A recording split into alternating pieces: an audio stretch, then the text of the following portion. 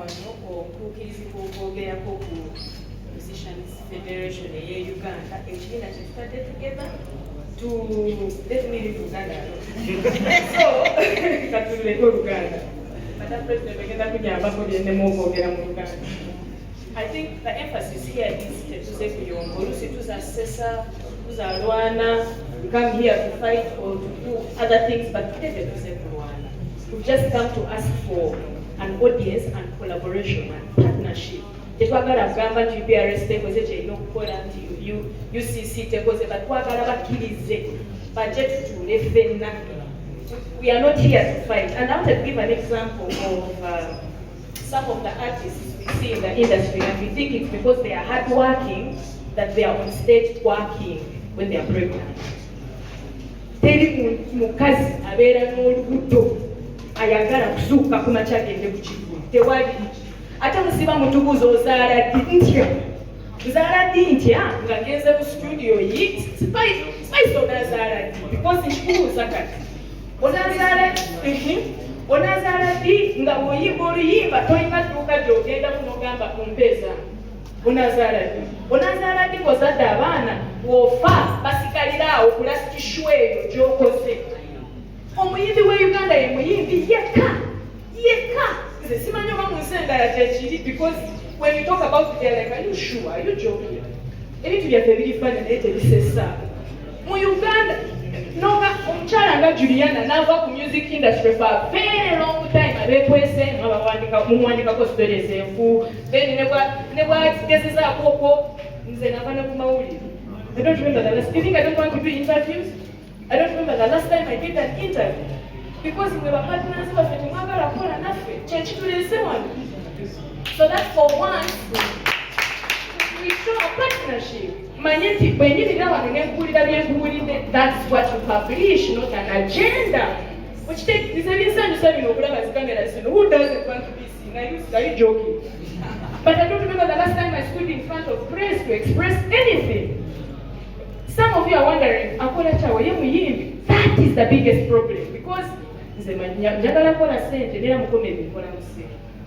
Naye nze music yannema okukola ku ssente ate ennyimba ganange nina ennyimba temukikiriza nina entoboozi ate ennyimba naye as a business it's hard to enter music as a business in Uganda because tetomanyi okola oluyimba n'olukwata so bwemba sikikwakinze mu bbaala oluyimba kwange ogenda luwuliriza for free. What's that?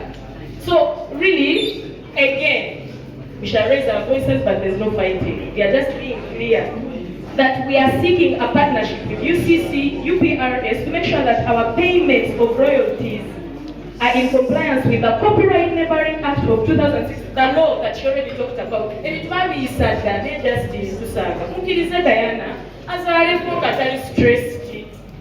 Afuneko kapreka manenti mu 9 months sezo waliwo akajja because ennyimba zikola. That's all.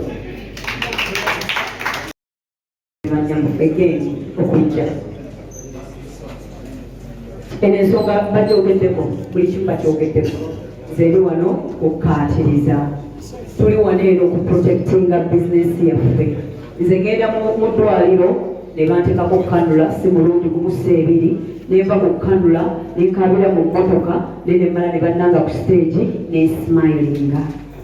Bannange ffe tetulwaliko tosobola kulwalako n'osigalako ewaka tosaba tulwaleko. Ekirala n'omukyala Andi wagambye abamu ku ffe tukyokuzaala ozaale nga sente z'olikoza stage yokka onaabeerawo otya stage bw'etabeerawo tobeerawo. Tubadde tusaba nze ndaba wano eno abakulu baffe nga mwami Abdumulas ffenna tumanyi nti ffenna tubikoze ne mwami Abdumulas naye yabikola naye ssaawe nakugamba Sheebah sirina yadde ki ekikumi bwe tutwerwanako eno embeera ffenna egenda tugoberera leero Abdumulas ekyagenda kubaffe abatudde wano ate mutandika okugamba ffe artist mmwe ekyo kibanyumire naye nga bambi tulemereddwa lwaki tosobola kukola sente ku stage. Waliwo abatakuba nnyimba zituukana kubayita ku stage abo mwali mubalowoozezaako ng'ate naye mu music akola ki ateekamu abo nabo nsaba mbalowoozeeko so nga mpunzika bannange tusaba tukolagane sente tuzirya nammwe tubawa sente zammwe zaffe abamawulire tuzibawa netugamba mutuyambe muyiseewo kina temwe ne mukuba tubadde tusaba leero mututuukirize obubaka bwaffe nga tewaliiwo kubuyisanganya mu ngeri etali ntuufu ekituufu kiri bwe kiti tuli wano lwa copyright yaffe mu Uganda naffe tusobole okuba ng'otuula ewaka we bakuba twesaana nze nyina ennyimba nnyingi nnyo naye amazima bwe sikola ku stage siyingiza kukyanga mbeerawo siyingizangako kasente ka nnyimba nate nga callback tunes muzisaba ku radio muzikuba ku intaneti muzikuba bannange twagala omulimu ku mbaga mu jiimu bannange woba saabe owuliriza music woba happy owuliriza music woba bored owuliriza music naye ffe abateekamu tetufunamu thank you so much obudde butukutte bakama waffe batwita twagala kwogeramu ne UCC twagala kwogeramu n'abantu bonna bali wano tusobole okutereeza omulimu mwebale nnyo kujja wemma mukyasobola okubeerawo mubeereewo tugenda mu meeting endala ya sawa just emu wemma musobola okubeerawo waliwo ebyokunywa wali munyeko okunywa ne kamere nga naffe wetumaliriza tweyongereyo wetukomawo bibe ebibuuzo byammwe tulwanziza nnyo thank you. May God and glory, we lay our future in thy hands. United, free for liberty, together we always stand. Twist,